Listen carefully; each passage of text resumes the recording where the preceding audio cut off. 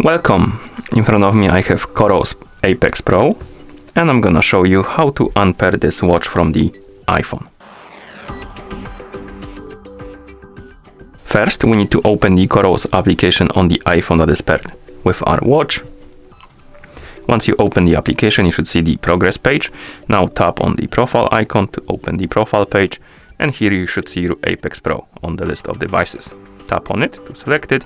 Once the device page opens, scroll down, find the option called Remove and tap on it, and then tap on Continue, then tap on Done. As you can see, the device disappeared from the list of devices and it's gonna reset itself to the factory default settings. Now let's close the app, open the settings on our iPhone. In settings, find the Bluetooth option and tap on it. And here find the Coros Apex Pro on the list. Tap on the info icon next to it and tap on Forget this device and tap on Forget device to unpair the watch completely. And at this point the devices are unpaired.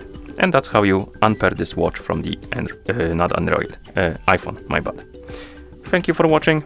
If you found this video helpful, please consider subscribing to our channel and leaving the like on the video.